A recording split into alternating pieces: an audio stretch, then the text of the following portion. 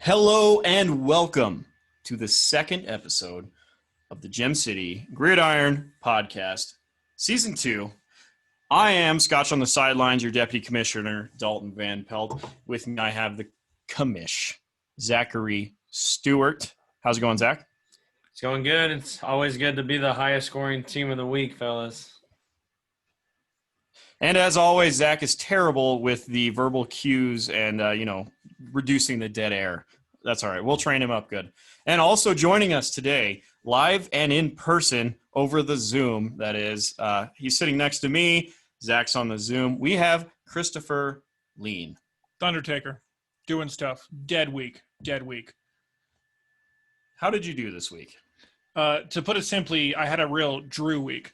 But Drew, congratulations. Good for you, buddy. Like, we all looked at your draft and said, we're going to shit on this guy, and you shit on everybody. Did he win? I don't know what he won, lost. but he would have beaten my ass. Horse. He lost the dark horse. Wow, 143. No. Okay, 143 for the team that guy drafted. Drew, that's a win. To hell with the rest of us. Yeah. I talk shit, and you know what? You put it together. That's the Buffalo Bills won. That's what happened.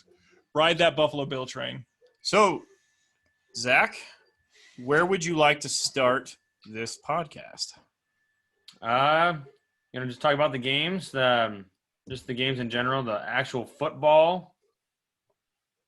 All right. So, I'm sorry for those of you who are used to a polished professional at this point, but I had weapons training this weekend, pew pew, and I only got to watch one football game. So I'm going to be relying on Zach and Chris an awful lot. Man, it feels weird to call you Chris. Yeah, it does. I'm not which football game was it you watched? We're not going to talk about it. Just how did that end? They Not should well. have kicked the Okay, field I was just goal. wondering. Yeah, bring Jason Garrett back, all right? All right, so I guess I'll start then. The only football game, as always, I mix a bit of real life in with my breakdowns of these football games. And I watched the Dallas Cowboys piss it away to the Los Angeles Rams, formerly of St. Louis. I really liked the way the Rams offense looked, I must say. They're true committee backfield for sure. I mean, it's going to take a couple weeks for us to figure this shit out. Dallas was giving up runs like you would not believe. It was like fucking buy one, get one free on those fucking holes. They were rushing right through the gaps and could not be stopped. Shortly before the first half, Leighton Vander Esch got hurt, got taken out. I think he had some reoccurring issues from the offseason. That didn't help.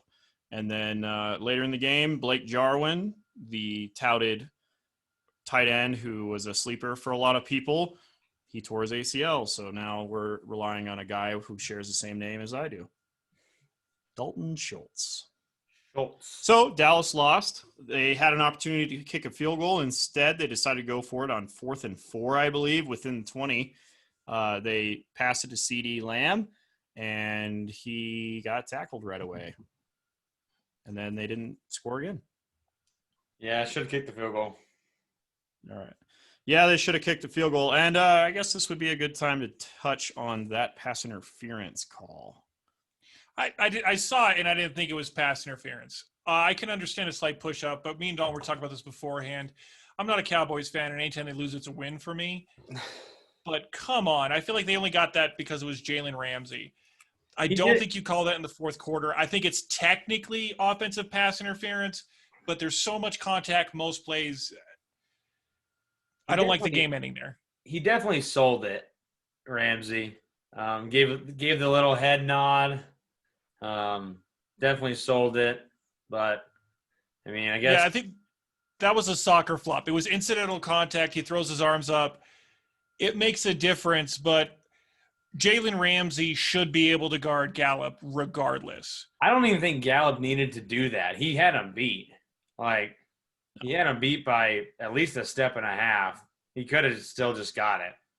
I saw this pretty great meme earlier today, which was the highest paid actors in Hollywood. It had Tom Cruise at about $32.5 million, Ryan Gosling, $62 million, Jalen Ramsey, $105 million. I liked that meme. I mean, I Yeah. mean, the game shouldn't have gotten to that point, and it's the Rams who were basically discounting at this point. Yeah. As I always say, I had a football coach in the 9th grade, Coach Daniels, and he always said, if you got to a point where the refs decided the game, you didn't deserve to win it. So that's all I have. And being a Cowboys fan, I'm fucking used to this shit. All right. So the Lions never deserve to win because if you know any Lions fans, all they can talk about is the calls. Yeah. Fact. All right. I think a natural transition would be Chris. What games did you watch this weekend? I didn't watch that much. I was mostly reading the highlights on that stuff. Did anything jump out to you? Let me look back at that real quick. All right. While he's focusing and learning how to live his life all over again, Zach, were you in the fishbowl of football this weekend? No, I was down in Laramie again this last weekend, hanging out with the guru Kevin and Mitchell. Normally that's the weekend I go to Vegas, and I binge watch football all day Sunday. Good for you. I watched every game. I was real disappointed on how bad Brady. Dude, Drew Tom Brees Brady played. disappointment. Both of them. Even Breeze wasn't very good. I mean, it was just a weird game. I know the Saints put up a lot of points, but Brady threw a pick six. It wasn't as clean as I thought. Evans wasn't playing very healthy. It was just wasn't very good.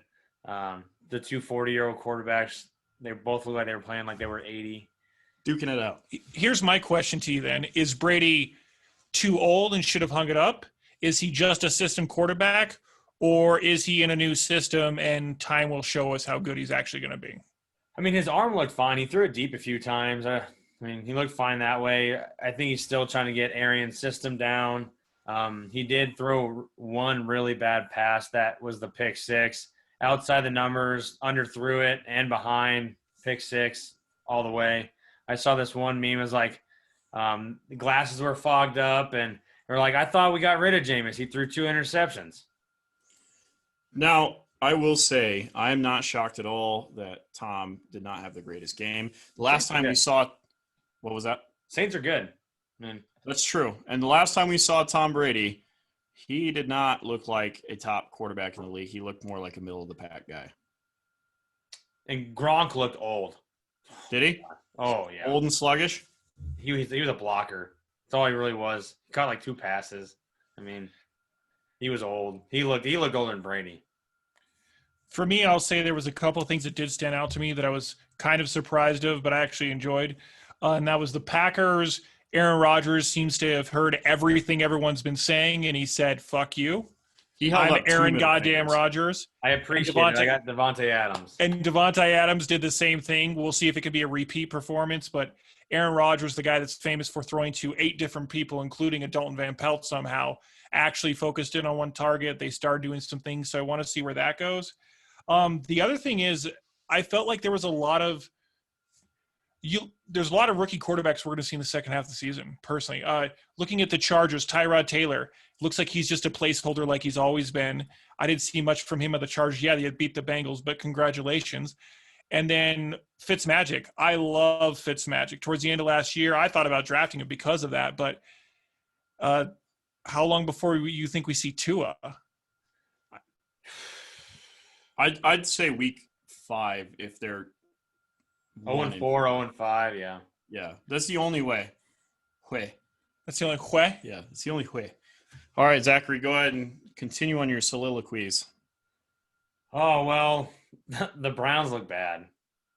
Man. Yes. They can't get out of their way. The one thing that the Browns did do well is they didn't let the Ravens run all over them. They threw it all over them, but Mark Ingram only had like 28 yards. Dobbins only had like 25 yards. Lamar had the most rushing yards, not surprising, but their running backs didn't get a whole lot of room. But also in that same game, like Hunt looked awesome. Like what could you tell us about the ODB? So I didn't watch many highlights there, but I saw Odell Beckham. He had 10 targets. I really like to see him get 10 targets. Were they all off? Was he dropping the ball? Is there a bad connection there? Like Baker overthrew him 3 times on deep routes that he beat. He beat Marcus Peters on. He beat him twice, and Baker missed him twice. But some of the Oh other my ones are God. just off. I mean, Look at Baker's footwork is just horrendous right now, and looking at Baker Mayfield's stat line. This is one of the weirdest quarterback stat lines I've ever seen. yeah, 21 of 39 pass attempts, 189 yards, 4.8 average, and a 65 passer rating.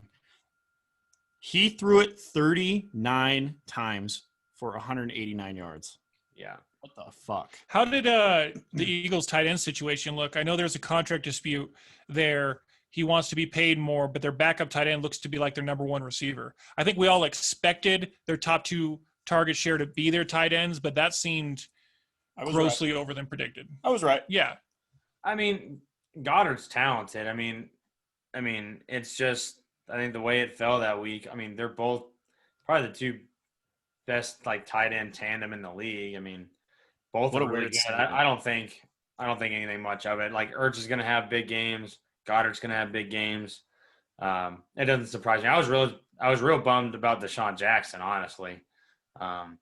Did you expect that much from him? He's like 55 years old. Well, we did. He's got how We many did. leg injuries? We He did had expect. he had 7 targets, but Wentz was he was perfect in the first half. In the second half, they couldn't do nothing. Nothing. Did you tell your wife you were doing this? I did tell my wife I'd be All right. busy. Fair enough. Women don't understand sometimes. The one Oh, shit, is she gonna listen one to game this? I hope loved not. one game I loved to watch was Minshew Mania and Phillip Rivers. Man, that was a fun game to watch. Please break that game Oh, down. I man. really wish I would have seen it. Minshew was, I think, you can check the stats. Minshew He was like missed one pass. Yeah, he's like 19 of 20. He was just all over the place, like finding receivers. Receivers were running crisp routes. Like Chark caught one. The rookie Laviska caught one. And Laviska Chanel. Laviska Chenault Jr. And then Keelan Cole caught one. And then James Robinson, the running back, looked fine too. I mean, they put it on the Colts. I mean, it was a close game. But, like, Minshew was Dialed in. Here's what I'm going to ask you. I'm going to ask you an important question as a man who kind of liked Phillip Rivers for a game. Was it his fault those interceptions occurred? Were they tip balls? Was it great plays by the defense? Or is he old? He's old. Fair enough. But How about that running back split? Is Yeah. Taylor out of the mix, or are we still just going to wait for him to take over that role? 9 carries, 22 yards. Speaking That's of that, 2.4 Marlon Mack, average. I think, is out for the year, isn't he? Marlon Mack, torn ACL or Achilles, excuse me. When did that news break, Zach? it was like that evening. They knew he had torn it. Frank Reich named him the starter the next day. It's still going to be probably 50-50. Rivers loved Naheem Hines. He loved him. Just like Austin Eckler in the past. Like Naheem Hines got so many check down passes. But Jonathan Taylor caught like 4 or 5 balls. So he's still right in the mix too. I mean, I expect that he'll be a top 24 back the rest of the way. Speaking of the Colts, who was it that had the 11th pick in the draft? I don't know. Whoever that was, I hate you. You took 2 players from me. Oh, One of them was- Keith. I thought you meant like one of an them- actual NFL draft. No, in our draft, the one that matters. Keith, you stole T.Y. Hilton from me. I walked in. I was going to pick him next. I was like, he's going to get a lot of target shares. He's going to be the next Keenan Allen. He's healthy. Like, T.Y. Hilton, 4 catches, 53 yards, but 9 targets. That's the important thing. You took those 9 targets away from me. It looks like Phillip can't hit the bright side of the barn right now. Yeah. I think he needs to go have a couple more kids first. He's got I don't think you 9 can already. have more kids. Oh, you can. Have you seen what his wife looks like with 9 kids? Did you see who I was dating? It can be done. We're not going to compare who you were dating to Phillip Rivers' wife. She is a goddess. Okay, that's true. Are they Catholic? I wonder if Phillip Rivers Yes. is Catholic. That explains it. They don't believe in contraception. Oh, fair enough. That makes sense. Same reason why my dad had 12 brothers and sisters. That's Mormon. That's not Catholic. No, they were Catholic. All right, let's get back on topic. All right, continue, please, Zach. Oh, what other games were there? Gosh.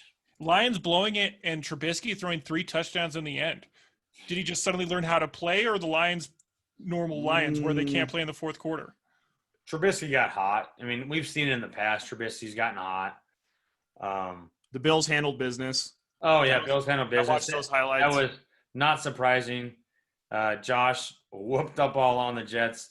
Wasn't surprising. That the Jets are they're the worst. They're the worst team. They're but the Bills bad. Didn't the Jets? They lost that All-Pro Holy safety. shit. They lost one of their main linebackers. I don't think it's a surprise to anyone that Josh Allen's athleticism just. No, Yeah, they dude. torched Look at these stat lines. Josh Allen, 14 carries, 57 yards, a touchdown. 33 of 46 for 312 yards and 2 touchdowns. Did he learn how to throw all of a sudden? He was, and I mean, he did progress. I mean, but they were playing the Jets. Did he go back to the Cantaloupe Farm and just start slinging them around or what? Maybe. Cousin Josh. He just God never had damn. anyone to throw to early on in his time with the Bills, early on in his time with the Wyoming Cowboys. He never had anyone to throw to. Jacob Hollister played for that team. Oh, that's nice. Oh, They would cover. one more. Man, the Cardinals looked good. Was it 92 rushing yards for Kyler? 92 and a touchdown. Drake was solid against a tough defense, 60 yards and a touchdown, couple catches. Hopkins, 14 catches. Like, What was that? 40% target share. That was 40% insane. target share. That's wild. They paid him, and now we know why. But they look good. I will point this out. In our other league, I thought it was funny because Dalton had him, but in your guys' league, 100 yards, I don't think there's an extra bonus, No, right? that's stupid. No. Bonuses So are fucking in stupid. WSP's Finest League, you get 4 extra points for that 100-yard mark. I loved it because Kyler Murray had 100 rushing yards, and then he kneeled the ball twice. And Yeah. lost. It lost 8. So That's all right. I still whooped. Anyway, did you not listen to the intro to this? We're not talking Gems. We're talking Gem City. Gem City, my bad. All right, go ahead. Preach. We already talked about the Sunday night game. Is there any other afternoon games that you saw? There was only 3 afternoon slot games. And one was the Niners and Cardinals. One was Saints and Bucks. Bucks, and we already touched on that. Is Raheem Mostert going to repeat, or is that just He's luck of good. the draw? No, he's good. He's good. I know, He's I know, the real deal. I know he's good, but He's the real under deal. Kyle Shanahan, it's always felt like from your Tevin Coleman, Freeman days of splitting the carries, do you think they're committed to giving Mostert the rock? I mean, for the most part, Jerick McKinnon looked good. He looked good too. What was his stat line? He caught a touchdown. He had like 13 and a half points. I feel like he hasn't played in like 3 years. He hasn't. It's That's what been I feel it's like. been almost 3 years. I know they restructured his contract to stay with the team in the offseason. I thought that was interesting. It felt like they took money from him and gave it to Mostert. It was the only way they're going to keep him. Mm-hmm. Other than that, I mean, the other afternoon game doesn't stand out to me. Did they have any receivers to throw to No. for the 49ers? I was watching part of that late, and it just felt like they had nothing. And It was Is George Kittle. Kittle went down. Is that a real injury? Hyperextended Fine. knee. He might miss a week. I think he'd be fine. He toughed it out the entire second half. I don't think there's a problem. I don't know if you saw the video, but it didn't look very good. It was your classic hyperextend going inward towards the ground, the back of the knee. It did not look good. Somebody landed on him. If he missed a week or he was a decoy, I would not be shocked. In other news, San Francisco 49ers today signed Mohamed Sanu, as was reported by a lot of people that they should do that. So that's what they did. Is that going to do anything, though? No, Did it fix it's going to New be England? no, it's going to be good for their offense, and that's it. It's not. It has no relevance in fantasy, just in regular football. Hey, Dalton, I got a question for you. Sir, Who is the 49ers backup tight end? I'm covering the phone. I don't know. I'm just going to take a random guess. Kyle Juszczyk. Jordan Reed. No way. Yeah. Jordan Reed. He caught like 2 balls yesterday. Wow. Jordan Reed is the backup tight end. Because, I mean, yeah. Jordan Reed, watch out. Washa. Watch out. All right. Did you check out the Monday night games? I watched a little bit of it, and then I went to bed because I was fucking exhausted. Sadly, I did not watch a single down of Monday Night Football. You did not? I did not. I had a softball game last night. Well, I guess we can move on then. Yeah. Nothing exciting. Steven Gostkowski decided to throw a wrench in Mike Vrabel's plans. but the Titans still prevailed. And the other matchup was the Giants-Steelers. Steelers defense look crisp. They are fast. They are everywhere. They are no joke. Their rating is your number 2 defense. Did you come to my house to jerk him off? Is that what's happening right now? Does he have the Steelers defense? I'm a Steelers fan, baby. Oh, sorry. I didn't know that. Like, Continue, all right? dude. Close your ears, Zach. Continue. It looked good. It looked phenomenal. Here's my curiosity. Who's their starting running back? Can we trust James Carter? Is that a health thing? Is this going to progress? Or are they going to start going to Snell more? No, Connor's so tough. He'll be back next week. They're just so cautious with him, which is so scary. But it is Snell. Snell had the great camp. It wouldn't surprise me if they end up – I know the rookie was a healthy scratch. It wouldn't surprise me if they maybe give him a little bit. But Pittsburgh's in – like they're in for a Super Bowl run this year. How about Juju, bro? How about Juju? He was having fun. Dude, he played the game we all thought he would last year when we were Yes. drafting him in the top 2 rounds. Yeah.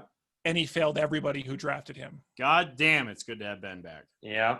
By the way, what was it? Ben Roethlisberger had more rushing yards than Saquon Barkley last night.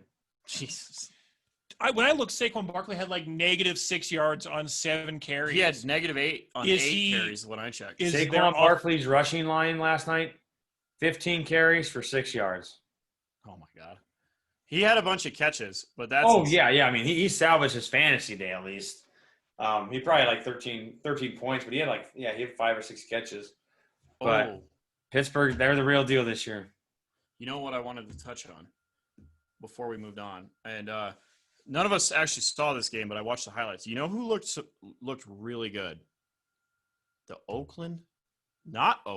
Las Vegas. Las Vegas. Raiders. They looked great. I love what they did with Josh Jacobs. I love getting the 3 Pound touchdowns it. there. You're seeing that Gruden run game that they always wanted to. There was a talk in the offseason that he was pissed off he didn't get Offensive Rookie of the Year, and he said, I will show you. Here's a question that I'd have for the league, actually. I got him on my team. Is he gonna repeat this game again this season? Oh, absolutely, 100%. Yeah. 3 touchdowns? Yes. Did Not as see how many much they yards. fed him? He'll have another 3-touchdown game. It would not surprise me if he ends up with 12 touchdowns. He'll go with a couple of stretches without some touchdowns, but Oh, yeah, absolutely. But that was not even the peak of his receiving or rushing ability, for sure. Here's a question I have for the commish. Trades. Supposedly there's a trade in the works right now. He told me I needed to vote on it. I assume we only needed to vote if we wanted to veto the trade. Tell me how that works. yeah. It might be a good idea for a refresher anyway. Yeah, so for a refresher for everybody in the league and then anybody that's new in the league, there is one trade right now it's been accepted between Cody Sackett and Drew. So that leaves 10 other members to vote on it. It's posted in the Facebook group. All you need to do is go into that post and vote yes or no in the comments. Majority rules. If it's 5 yeses and 5 nos, there's no majority. The trade is nullified. But that's how we do trades. Here's my question for the voting. Am I voting competitively, meaning if I want, say I don't like Dalton and he's got a trade with you that I think favors him, should I be voting no just to cock block him? No. Or are we supposed to vote no because we think it's an unfair trade? Correct. I take it in. I look at it if it. What do you mean, no? Well, I look at it if it's a fair trade, and then if does it make both parties like equally better?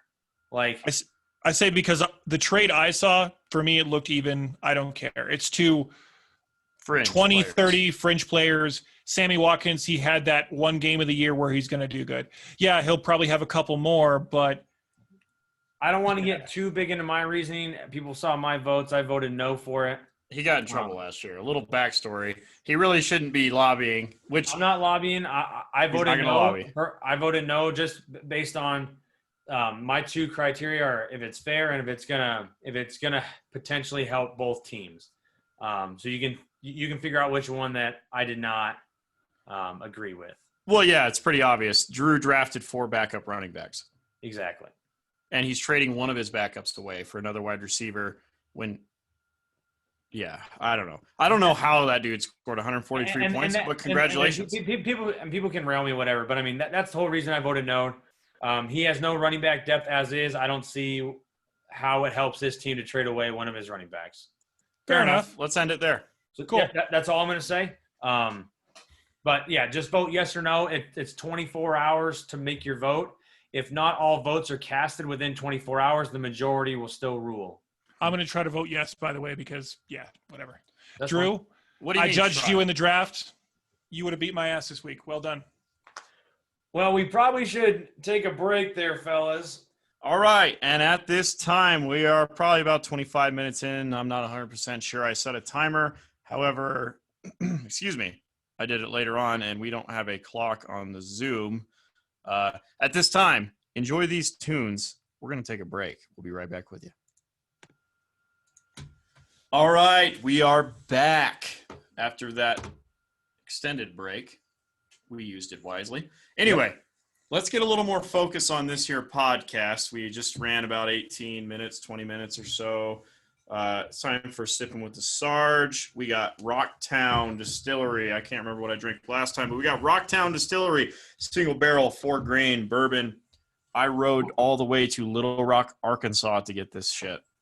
He was passing by Little Rock, Arkansas, and picked up bottle up. No, I stayed in Little Rock. Yeah, you went there In a just for hostel. that bottle. Oh, at a hostel. Hey, guys, I'm a man who stays in hostels. That makes That's me right. cool and mysterious. Yeah. How many of you have stayed in hostels? Bitches. I'm just kidding. All right. I've had too much to drink. That is apparent. Let's get some focus on this, Zach. All right. Let's talk about the waiver report. As we were discussing off air when Lean was trying to be doing better radio off air than he was on air, there's really only one guy to talk about. Yeah, is it Naheen Hines? Oh, wait, no, he's already on a team, Dalton. I couldn't see that from here. I'm not wearing my glasses. You should have known. Speaking of Brown. that, that's the early Damn It Award right now. Blaster had him on his bench for 27 points. The number one tight end was on my bench this week. Yeah. Yep, the number one scoring tight end was on my bench this week. Oh, well. Oh, well. All right, so Malcolm Brown, I don't trust it, honestly, because like we talked about earlier, it is a true committee. He was really the only one who looked good in that backfield. Cam Akers did not look very good. He looks small, and like he can't get the wiggle. You know I think what the mean? touch share was something like 19 or 20 to like 15. I think that's what it looked like. They to had me. about the same backfield touches. Malcolm Brown ran more routes and he caught more passes, had more touchdowns, but he did look more comfortable. He's been in McVay's offense. It's also the rookie's first game. I mean, Malcolm Brown scored 2 touchdowns last year in week 1 with Todd Gurley, and everybody went bonkers on Malcolm Brown. So we'll see. I mean, this is going to come out maybe before or after the waivers come out. I'm not sure if we're posting it tonight or if it's coming out tomorrow morning. But I'm interested to see what Mr. Malcolm Brown does again. Goes for. Yep. Now, for you guys, we have basically $1,000 to spend. Yes. It's that silent auction type stuff. We put it in tonight or yesterday, and it comes out tomorrow morning. That's like the deadline. Like 2 a.m., I think. Yep, and then in the morning, usually first thing in the morning, nobody you can see who everybody got, but then I can, since I have the commissioner tools, I can go in and look what the winning bids were. So I usually go in and type up what the winning bids were for each player. Do you also show the losing bids? Because I find that to be interesting. I do not. Yeah, that's the thing that they do not post is the next highest bid. I wish they would post the next highest bid, but they don't. You know, does that? Just so we can see the stats. ESPN does that. Do they really? Oh, okay. I think it's good for competition-wise because then I could see, like, if you're an active guy or if he's an active guy, it's interesting to see that. Or you can Well, see it'd just who you be beat by fun to one. break down and be like, ha, you paid $50 more than you had to. Or But anyway. $500 more than you had to. Exactly. Now, Or you could end the year with $1,000 and have done nothing. That's no, don't do that. a lot of people do that. Now, there's 2 other running backs that I would say are worth adding in, especially in our PPR format. I'm looking at Miles Gaskin. Miles Gaskin, Dolphins. Miles Gaskin of the Dolphins would be worth adding, as well as Rex Burkhead. We all know that New England does whatever the fuck they want with the running game. And if you just so happen to play Burkhead on the right day, he could be valuable. So pick your poison. But Myles Gaskin appears to be the receiving option, while Ryan Fitzpatrick is the quarterback. Yep. Exactly. I don't want any part of him. I don't either. If anybody, I'd take Gaskin before I'd take Burkhead, but I'm also someone who already owns a portion. I would take Malcolm Brown over both. Here's the difficult thing for me to – I've never been in a league like this where you can have so many running backs and wide receivers. I just imagine there's not going to be many options here in 4 weeks and 5 weeks and 6 weeks and 7 weeks. Like, you're scraping the bottom of the barrel at times, but a lot of times you're able to find some studs. Because I feel like you're probably not even going to get your bidding wars later on. Like, I feel like obviously if Ezekiel goes down week number 8 in this league, we know somebody already has Tony Pollard. They're going to have that backup. Should we talk about Corey Davis? Is he real now? He suddenly decides to play. God, I hate that. I don't trust it. Well, it's too bad he's already on a roster. He's not a free agent. Oh, he got drafted? Yeah, Cole Smith. Oh, that's he why probably got drafted in like the 15th, 16th round. I didn't even check. Probably didn't start him. Last round, second to last. He didn't start him. Benny Snell was also drafted by my brother. So a lot of guys are kind of gone. Yeah. But that's typical for week 1. Yeah. And, I mean, this is where people are going to maybe either make or break it. I mean, maybe one of these guys we pick up week 1 is – I mean, last year was Devontae Parker and Terry McLaurin and all those guys. But is it week 1? Is it week 2? I've read a lot or listened to a lot of podcasts today. I mean, people said spend your money early because you don't know what the hell is going to happen. But yep. All right. I think now would be a time to take a quick look at the matchups from last week. Yep. All right. From the week that just took place. Well, we can start with my matchup. I already have it pulled up. It was me, the Goodell Boys Club, versus Patrick and the Filthy Casual. I pulled it out 159.48 to 127.50. I had the highest scoring player of the week, which definitely helped in Devontae Adams. He went berserk. It really wasn't that close from the get-go. I had Chris Carson and Devontae Adams in the morning slate, and they didn't really look back. Carson, what was it? 2 receiving touchdowns? When When is that ever going to happen again? Let Russ cook, baby. Let Russ cook. Dude, that was crazy. Pat's got some good guys in his flex that's going to help him out. Noah Fant, big game, 19 points, and Darius Slayton, 28. And Barkley had a down week. So I expect Pat to be. How long is Sutton out? He's hold on. A little bit of housekeeping. There's this thing about radio where if he's talking and you talk, we can't hear anybody. Fair enough. So, radio guy. Something I've had to learn, which I'm really terrible about doing in my personal life, is when someone else is talking, you conjure the question or the interjection and you hold it right there deep inside of you. And then when he completes talking, you see his moves have stopped moving, or his lips have stopped moving, then you talk. Understood. All right, thank you. Go ahead, Zach. Where were you? Pat's got a good roster. I mean, it's not going to surprise me down the stretch if he's got Cam Akers. He's going to come into his own. Barkley's going to be better.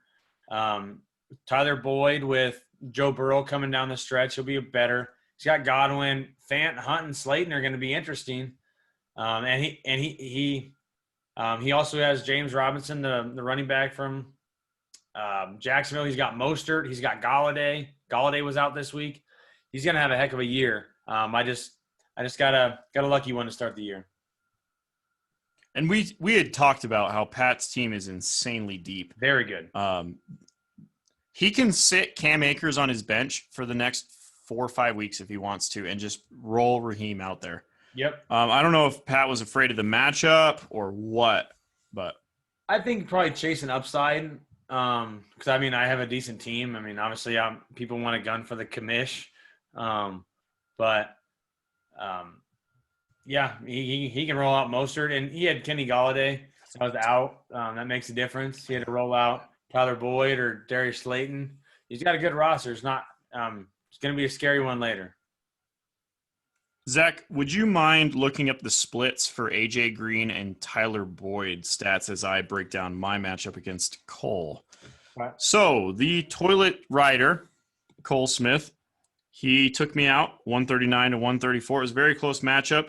And of course, the winning points were seated firmly at the bottom of my bench in Dallas Goedert, the number one tight end of the week. I didn't have any faith in him because at Perkins, we decided it was going to be a Deshaun Jackson game. So I just kind of figured it was going to be Ertz and Jackson, and then that was it. And then all of a sudden, Miles Sanders got hurt out of nowhere, didn't play. And then it became the number one and the number two tight end, or the number one and the number two wide receiver, Goddard and Ertz. So outside of that, he had the DeAndre Hopkins, Kyler Murray stack, which just took a big ass rod and shoved it right up my ass. And that's why I lost. Yeah, I'm pretty sure AJ Green's looking good. All right, while he's looking that up, Lean, go ahead and break down your matchup. My matchup? Let me look at Where it. I got it all down my rod the entire time, where I was just savagely. I've got it for you. I was Go ahead and scroll through I this was and the tell Drew us of the exactly league. what happened. Like Phillip Rivers, I don't feel bad about that. He had 300 plus yards. He just happened to have a couple interceptions. Lamar Jackson should have done better than him. Kenyon Drake had an off game, but he was just slightly under projection. Alvin Kamara did good. He had a bad game out of Nick Chubb, and I had a bad game out of Joe Mixon. That wasn't that big of a deal. Al Robinson, I hope for more, but honestly, most of my guys weren't that bad. He just had a better week. I think he beat me with what seemed like a lower score because everybody this week put up huge numbers. I didn't have too much points on the bench. I couldn't have played my team much better. I was happy with a couple things I saw, and that was I was happy to see AJ Green's share of the targets. He actually was doing pretty decent, and I like Paris Campbell. I got that guy late, second wide receiver rookie out of the Colts. I like him. Player. Second, is he a second-year player? Sophomore season?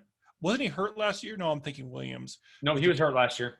He was? Yep. Okay. But no, I was feeling really good about Campbell coming in, so that's good for me, and my handicap is going to work out. Yes, I'm betting in the Jets offense and their running game, so I realize what I'm saying is retarded. But Le'Veon Bell, IR, I've got Frank Gore. He steps right in. He's still in the seat. He's still in the league. So are you going to play him? Kind of have to, don't you? No, I can play Frank Gore, but I have other options. I have other options like that Paris Campbell guy. AJ Green is there. I might play Frank Gore. I'm going to have to look at the matchup, though. I forget who the Jets are playing. So if it's a soft team, I'll probably play Frank Gore, see where it goes. Zach, do you know that off the top of your head who they're playing? Who they're playing, they're not. It's not an easy matchup. I believe they're playing the 49ers.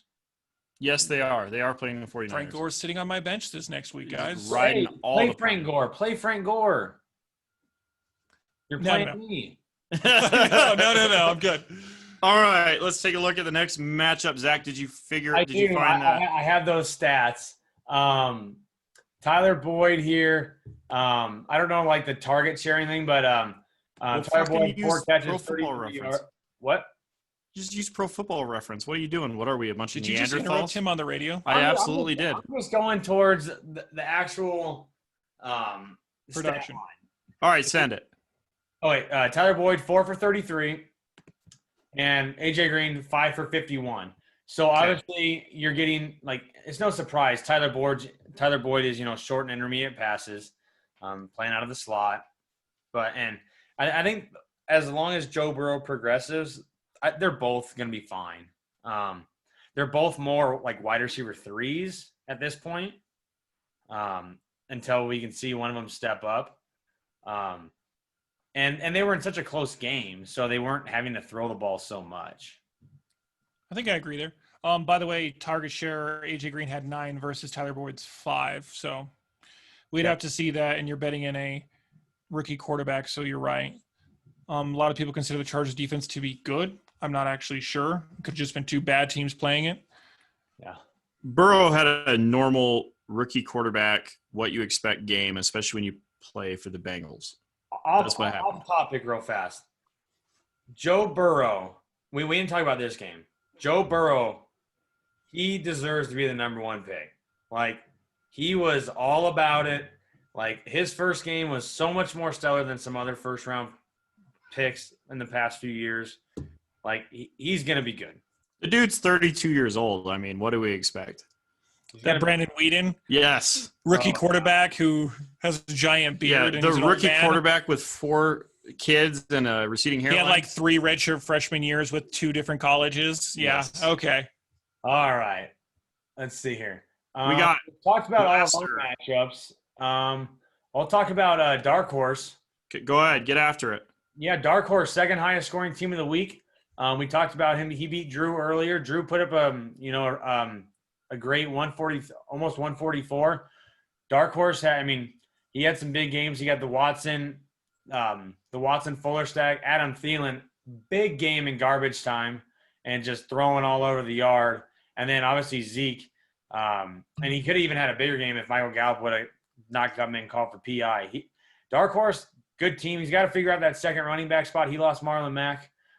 He's got Hawkinson on his bench. That's going to be good. But he's got to figure out that running back too. He's got Mark Ingram in there. We'll see how he progresses. But he's got a dangerous lineup. He's got Thielen and Fuller and Gallup. He's got Kittle, Zeke. He's going to be a force to reckon with down the stretch, I think. 2 good tight ends, Kittle, Hawkinson. Is Amari Cooper in the Gallup situation what we thought it was?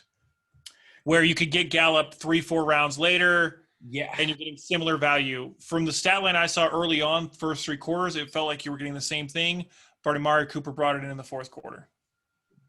I was going to be a total believer in that until I saw him pepper the shit out of Amari Cooper. If you watch the game, Dak was looking for Amari on like every drop back. All the time. And I think everyone gets a little more elevated with Blake Jarwin with the ACL tear. I think it's definitely I think that's going to affect more CeeDee Lamb than anything, more in the slot and check down areas. But I think you could roll out any 3 of those confidently any week. Cooper, Gallup, CeeDee Lamb. Depending on the matchup. Yeah, I mean, next week matchup, hell yeah. I'm not even sure they're playing. I mean, that's how bad and unplugged from football I am right now. It's still baseball season. I'm facing Zach in the playoffs. I got a big thing to pay attention to. I'm trying to whoop his ass. I want to save some money. All right, let's go to Blaster and Stuart Brinkman. And in typical Stuart fashion, he could not beat the Blaster. Blaster, yeah, he's good. Within that same topic, the Vikings also look like a Super Bowl contender. Despite getting Aaron Rodgers, in the first half, they looked incredible. I don't know. I saw a little bit of that game when I went on lunch, and the Vikings look really good. Their position players did look pretty decent. Mainly Thielen, Cook, and even Madison. Madison looked explosive too. Justin Jefferson, Rudolph, like those guys, not a whole lot, but Kirk Cousins was accurate. But peppered the shit out of Thielen. So back to Brinkman.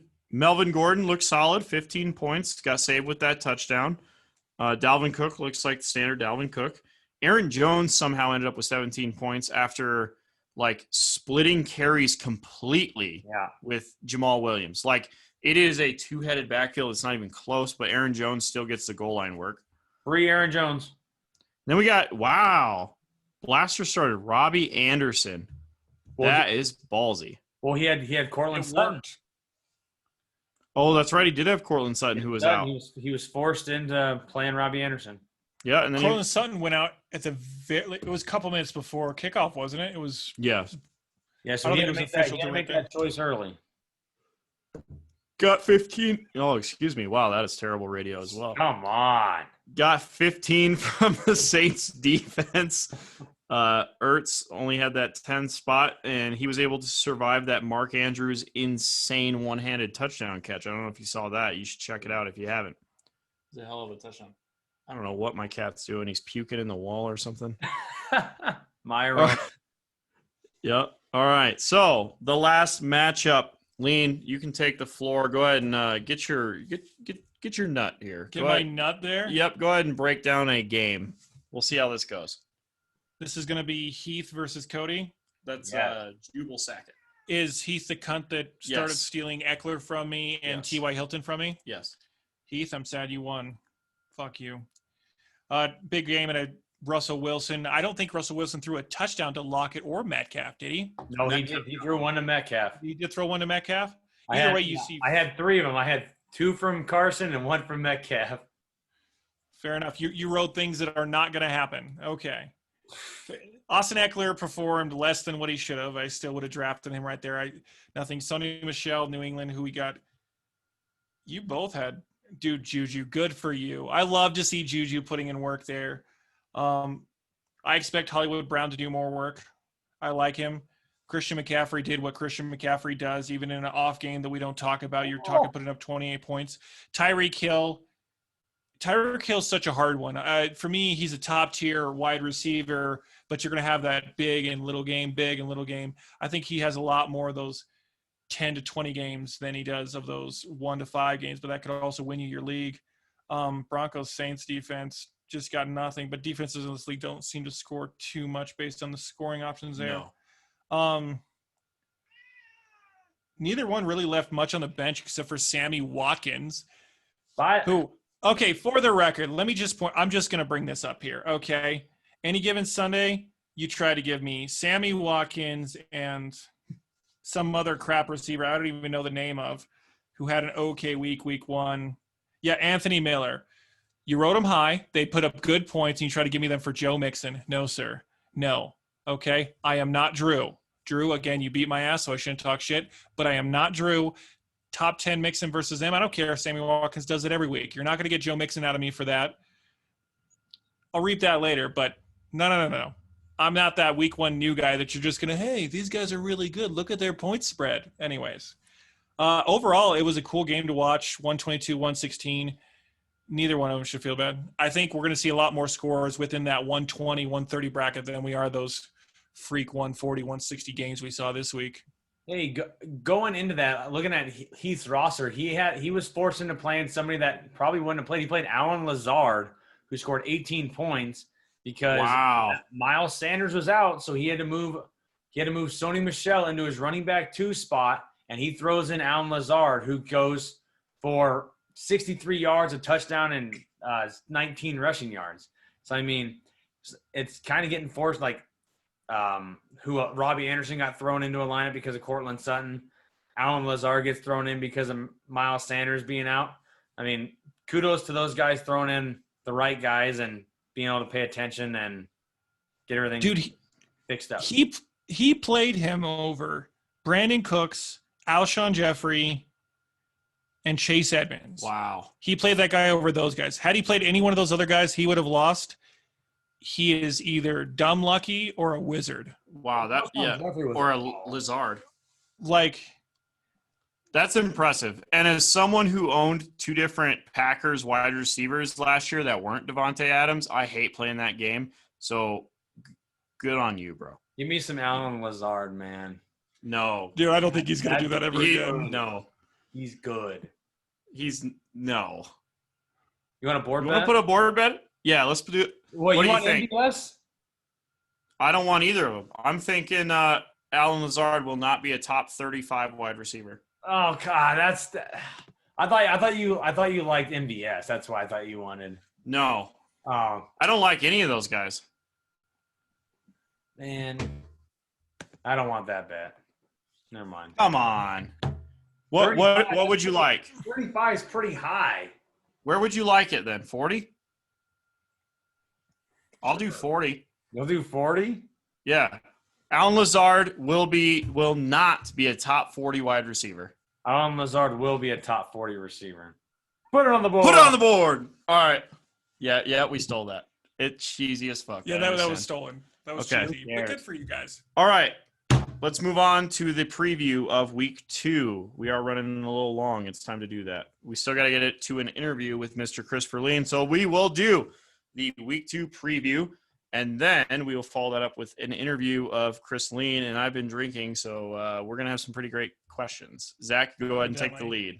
All right. So to start off, I will try not to do any of our matchups to start. We have Patrick, 0-1 versus Cole. 1-0 early projections has Cole with the win, 133 to 120. Cole is looking to get Mike Evans back healthy. We'll see how this goes. Galladay's trying to get back healthy as well. We'll see how well this goes. Pat has Cam Akers on the bench at the moment. So we will see how that gets rolled out. It looks like Cole's got the double rookie running backs starting in his lineup. Yep. Jonathan Taylor and CEH. Jonathan Taylor, if he's going to have a coming out party, it's definitely going to be this week. Does he believe in Corey Davis? It looks like he does. He believes in Corey Davis. At least it looks like it. He may be feigning. We will see. All right. We have the second rendition, but the real first rendition of the Brink Bowl is what we're calling it. We got Dark Horse versus the Brink 04. Early projections has Dark Horse in a landslide, 134 to 113. Granted, the Brink has not moved Michael Thomas out of his lineup. We didn't really touch on it. Michael Thomas suffered a high ankle sprain, potentially out at least a couple weeks. I talked to Brinkman earlier. It's a pretty shitty situation. But he's been historically good. He's got Emmanuel Sanders on his roster as well. I would expect him to get thrown into his lineup. That'll be a close one. I'm excited to see the first ever full Brink Bowl with Dark Horse with a full roster. It's going to be interesting. He's got Larry Fitzgerald, D.D. Westbrook as well. I would lean towards Emmanuel Sanders as well, but I think he's got some interesting options.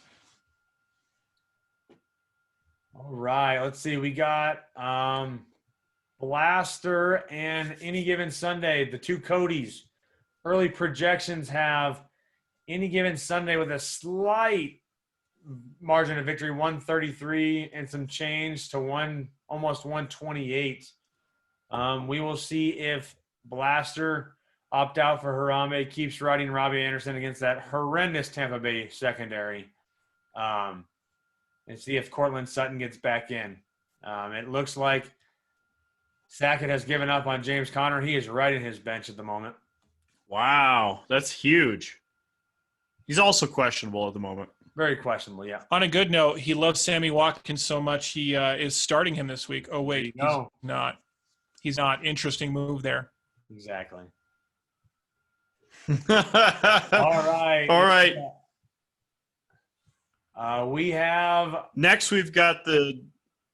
Go ahead. Wow, that was horrible. Fuck. Come on. All right, we got Heath and Drew in might be one of the closer matches of the week. 123 to 119 for Heath.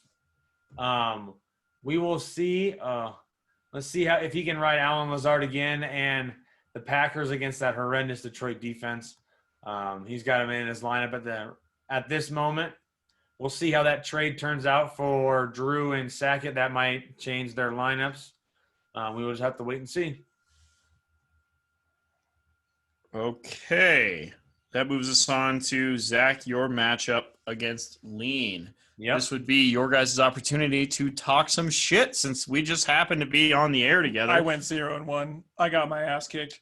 I'm looking to bring a comeback. Going to make some changes in the waivers. Obviously, early projections have me in a landslide. Yes. I don't trust projections. I just try to throw out my best lineup on Sunday morning and give it a go.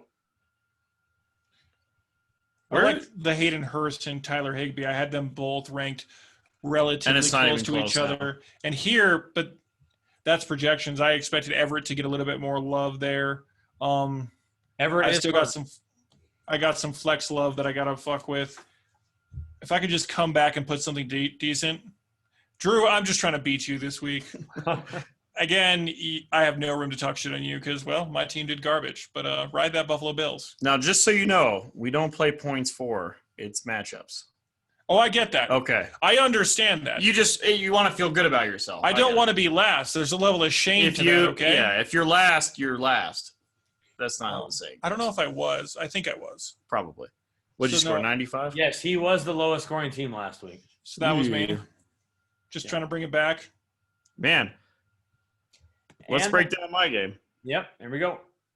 I'm facing your brother, Lucas Stewart, famous first interview to break into this podcast after Matthew, that is. Sorry, second interview where he called out the entire league and then lost to Dark Horse. And then how did he call out the entire league? Oh, he's talking so much shit. I caught him on a night when he was off work and he was hitting the sauce. Oh my God. Yeah, you have to go back and listen to that. He was listened calling to it. out everybody. He's like on those projections. He had the best. He was like A+, like 10-1, like calling out everybody, and he proceeded to lose like the first 5 games. It was Karma. amazing. Yeah, it was. And he knows it too. My brother, he had a great draft. Awesome draft. Yeah, he did. So early projections are looking 138 to 132. It's going to be a close game. I honestly, after Todd Gurley's production in the Falcons offense, I honestly like my running backs better than his. I like Todd Gurley better this week because he's going against the Dallas Cowboys. Absolutely, and they look give up terrible everything. on defense. Their defense got gashed. Yes. And we got DJ Moore going up against Tampa and Amari Cooper versus Atlanta, and both of those secondaries last year were the worst in the league. So we will see how that goes. This could be the highest scoring game of the week right here. Which one? Yours. This one. This one. And tons of great matchups all over the board. Yep. It depends on what happens with Devontae Parker in Buffalo against Buffalo. Marvin Jones against Green Bay. That's a good matchup. Evan Ingram against Chicago is good. Lockett against New England will be tough, but we'll see who Gilmore covers. John Brown against Miami. A.J. Brown against Jacksonville. I mean, Chubb against Cincinnati. Kamara against Las Vegas. Lamar Jackson against Houston, who Patrick Mahomes just torched. I mean, yes. And Dak Prescott against Atlanta. Gurley against Dallas. Cooper against Atlanta. Like, this could be shootout. I could see both teams scoring 140 plus. Honestly, excuse me, I did it again. Looking at it, somebody fills some air here. No, just kidding. All right, I'm good. You're rough. I know. Evidently. Looking at it initially, and I know it's my team versus his, and I know how talking shit goes, so I'm not going to do that. But I honestly like my running backs, my wide receivers, and my tight end a lot more than him. I like his running backs more than yours. Really? In the matchups. For Cincy and Las Vegas, who Christian McCaffrey had an awful game and scored 29 points. And Nick Chubb against Cincinnati, like Josh Jacobs against New Orleans is tough. That's true. Their rushing defense has been good. Like, Kamara is going to light up Las Vegas with no Michael Thomas. He's going to light them up. Fair enough.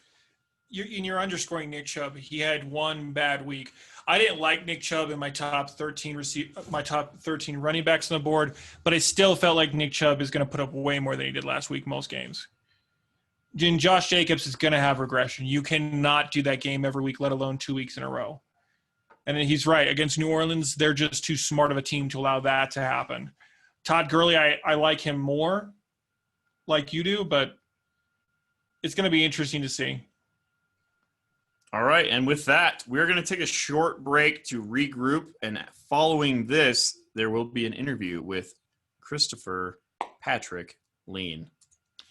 How back, and we're going to jump into this portion where we interview Christopher Patrick Lean. Evidently, this is something you do every time. This is something we do every time, which, Lean, did you listen to all the episodes of this podcast prior to joining this league?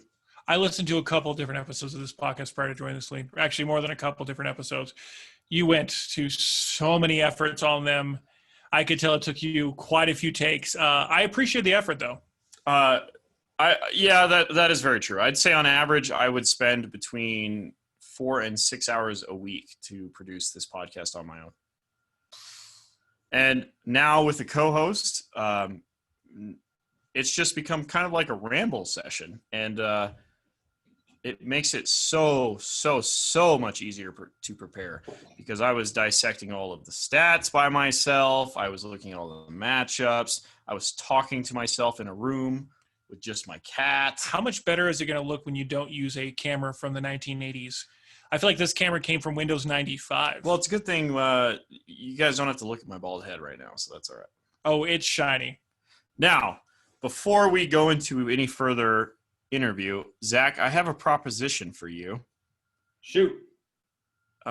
first question for Zach. Are you a bitch? No. All right. Then I think we should make these board bets interesting. Oh. I like where this is going. So, you enjoy your facial hair, I do. and I enjoy to grow facial hair every now and again, only when it looks terrible. All right? Oh, God. I think the loser of the board bets for the season must wear a mustache for a month. Oh, my mustache is awful. Like that. I know. No, but your mustache is great. See, that's not I know. fair. Okay. So that means they should decide what Yes. facial Okay, hair the I other like one that. has to do for I a like month. that.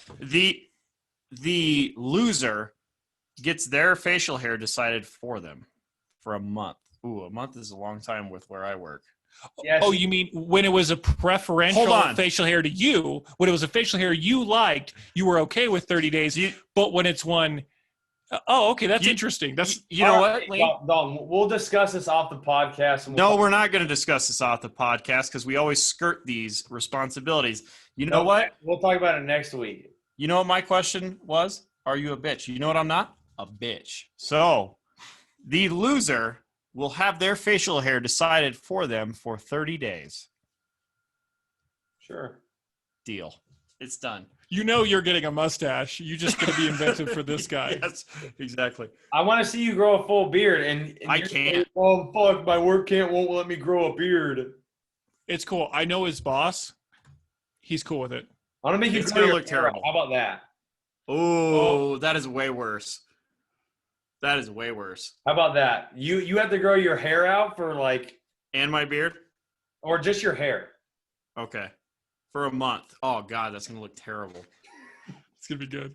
All right. I like this. We'll talk about that later. We'll hammer out the details. No, it's a done deal. Well, yeah. All I'm right. talking about like, yeah, exactly. All right. So, Zachary, go ahead and hammer your first question in the direction of Lean. Lean, how many years have you played fantasy? I'm going on 5 or 6 years, I think now. The normal league I normally do, the league I'm normally in is slightly different in that you're only allowed to have 4 running backs rostered and 4 receivers rostered. The playing rosters every week are the same as you guys, just one less flex. So for me, it was interesting to be in your guys' league and just to see how deep you guys go into wide receivers, into running backs. It felt like you're getting all the backups every single time. And it became so you have to pay a lot more attention to bye weeks in the other league. It was interesting. I was fortunate enough to where the other main league I actually have Christian McCaffrey, and it's a keepers optional league. So I walk in favorite already because, again, Christian McCaffrey, he's 2 different players.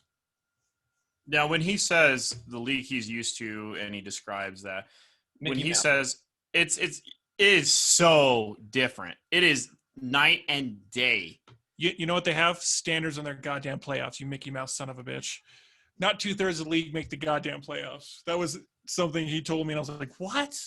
On that note, question to you, Kamish. Playoffs, I think, are they 1 week or are they 2 week? 1 week. Is the championship different or, again, 1 week? 1 week.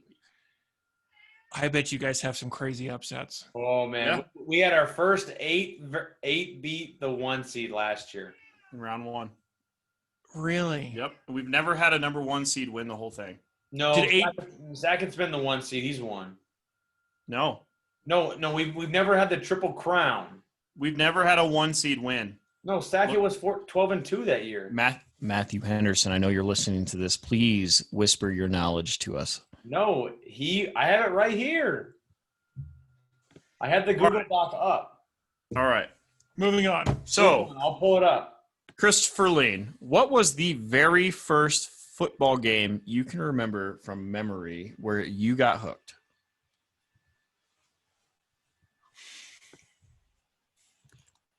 Anticipation. I was a casual observer of football for quite a few years. Grew up with some grandparents who were a little bit crazy. They were the ones that screamed. But the one that really got me was San Francisco 49ers against Green Bay Packers, the catch in the playoffs to Terrell Owens. Steve Young, Terrell Owens, center of the end zone. The best wide receiver of all time. Did you just call T.O. the best wide receiver of all time? Continue. I Hot was trying to take. sneak. Hot take. So that was one of the favorite ones. But in general, I grew up as a Minnesota Vikings fan. Being that I'm from Wyoming, I spent some time rooting against the Denver Broncos. So in general, if the Broncos, the Jets, and the Cowboys lose, it's a good week for me. But the biggest one that I loved the game on was T.O., the catch from Steve Young. Can you please say Packers one more time? Packers. Okay, the first time you said Packers. Packers. Like Mark Paul View was in this room or something. Packers. I root for the Packers. They let me eat cheese and things. Packers. Hey, Dalton. Go for it. So, Sackett, when he won in 2015, was the number 1 seed, 12-2. He won the championship game, however, was not the highest scoring team. You were. No, wait, no, Brinkman was. Never mind. Scratch that. I was gonna say I didn't even know that. You had more points than Sackett still, though. So are we saying Zach is right? Yes. But Yeah. he's a generous man, so he I- gave you a carrot? It's like being married between me and him, where I always say I'm right and I'm very forthright and I fucking nail it. I say, no, you're wrong. This is how it is, and then he'll be like, no, you're wrong. Dude, But he gives you a freebie. He's Yeah, like, well, he pats you me made on a the good back. point here. Yeah. But- I shit all over the place and he changed my diaper. The true thing is, though, there has been no Triple Crown winner, which is the number 1 seed, the best record, and the most points have all never won. So it's the number 1 seed has won, the most points have won, but no one's ever accomplished the Triple Crown. I think that's going to be really hard to do in a league where your playoffs are a 1-week playoff, because just one bad week is going to get there. Whereas I feel like 2-week playoffs, you have a better opportunity for the points. But my opinion, I think it breeds better competition. You can't have a bad week. For me, it's interesting. You're right. You can't have a bad week, but it feels like a different strategy. For example, in a different kind of league, Kareem Hunt last year, you draft him a lot later. Or let's say somebody picks up Antonio Brown this year and he's got that 8-game suspension. In this league, he seems very viable because you're more late season, but you can limp into the playoffs and get those players that are going to be there at the very end. Like there's no chance of me dropping Le'Veon Bell. You're not going to drop Michael Thomas. You're not going to drop these players because you can hold them. You can have a couple bad weeks. It's just get to the show, and it's about what you do when you're at the show. So That's I right. find that to be interesting. So it should be a lot more focused on that. Somebody like Tua has more value in this league because we might see something towards the end of the year. And I find that to be very interesting. You're right. You don't get to have a bad week, so you got to be able to play that. You probably have bye weeks in your playoffs, don't you? Nope. No. No, I meant like players are still like your playoffs price. No, start no, at no, 13.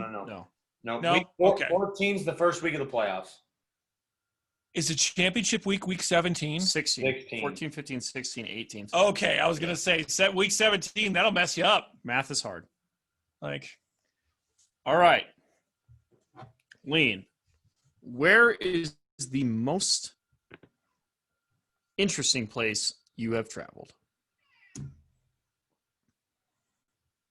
For those of you who don't know, Lean likes to travel. It's what he does. He works and then he travels. I myself also do the same thing. As I've touched on before, nobody wants to hear what I got to say. I talk all the time on this thing.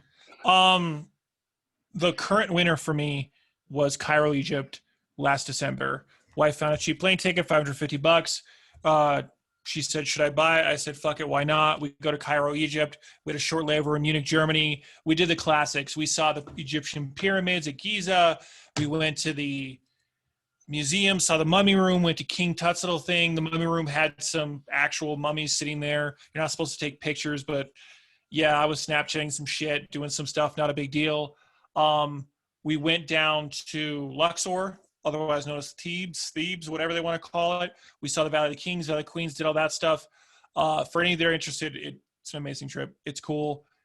We did it cheap. We did third world, and oh my God, it was a third world country. We stayed in some of the most amazing hotels you could ever imagine, the best ones I've ever seen. And we $55, $65, $75 for, we're talking like 5-star resort hotels. But it was crazy because they'd have security. They'd be really fancy, have amazing chandeliers everywhere. And then you walk across the street and it was chaos. Shantyland, dirt, mud, shit everywhere. 3-lane highways is like 5 people across. When we went to the Egyptian Museum, how we navigated was we found this little old lady crossing the street and I went, that's it. That's it. And we just grabbed her backpacks and we followed this little old lady. And it's like she was Moses parting the sea in a giant dirty mess. Coolest thing I did there, it's going to sound weird, but at 10 o'clock at night in one of the biggest third world country Muslim cities out there, I jumped on the back of a guy's scooter and rode a couple miles from my hotel to Ramsey Station to pick up some train tickets, actually.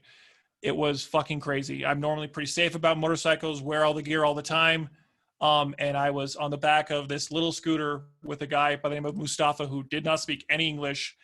And he gave me a ride to the station. It was fucking crazy. He was just weaving in and out of traffic. It was worth it. That old lady story reminds me of Zach's bachelor party when we were in Chicago getting an Uber ride from the airport to Wrigleyville. And we were talking with the guy who was from New York. I'm from New York. I'm Jewish. Who cares? And we are driving through. We get into Wrigleyville, and he goes, yeah, you guys are staying in a real safe neighborhood. It's real safe. Look at that shit. It's a 3-legged dog. That lady's walking a 3-legged dog. It's safe. You guys are fine. We follow the old lady. We follow the 3-legged dog. Because it's safe. Yeah, because it's safe. Everybody knows. You see a 3-legged dog, nobody's shooting nobody. Zachary, final question, and we can wrap this bitch up. All right, last question. Right now, there is 3 minutes and 30 seconds left in Game 7 of the Western Conference semifinals. The Nuggets are up 76-70. Who's going to win? Ooh. Nuggets. Nuggets are going to win. Whoa! Wow. All right, we'll mark this down tomorrow. All right, and with that, Lean sent the shot. Denver Nuggets, Jamal Murray pretended to be Michael Jordan. Nikola Jokic. Porter, dude. Jamal Murray, though? Fuck, bro. And I actually like Kawhi Leonard. Love Kawhi Leonard. But no analysts at this point. We don't talk basketball. I'm just kidding. All right, and with that, thank you all for listening. I hope you did enjoy this podcast. It was a little bit unorthodox. We're still trying to find our footing in this co-host situation. If you listened this far, I hope you did enjoy it. Any last words? Seriously, if any of you ever go to Egypt or want to go to Egypt, let me know. I'll give you all the hints and advice. People spend thousands and thousands of dollars to go do bullshit, which is fucking easy, dude. I was walking around it's safe. It's safe. Traveling is not hard. If you ever want to go see the pyramids, they are fucking dope. Zachary, last words. Man, I hate last words, man. This sucks. All right, moving on. You can try again next week. Oh, yeah. Lean, we do like to plug things on our podcast. Do you want people to enjoy your snaps, or is this not the time to join because it's winter time now and nothing's going on? My snaps are on 0 dark 30 right now because I have nothing interesting coming up. I'm not a teenage girl who snaps everything every fucking day, okay? You just snapped 37 things in one day. Dude, it went hard. It All went right. hard a couple weeks ago. Like a teenage girl. Come back summertime, and there's going to be some entertainment on the Snapchat world through Christopher Lean's Snapchat. We will, if he wants to, we will post it publicly, and you guys can follow the motorcycle adventures that we get into next year. And with that, we have now Zach, go ahead. Got one more thing. If you have not voted on the trade, go vote. Yes or no for Cody and Drew. Go vote. And if you're not registered to vote IRL, go ahead and do that too. All right, and with that, we'll see you next week.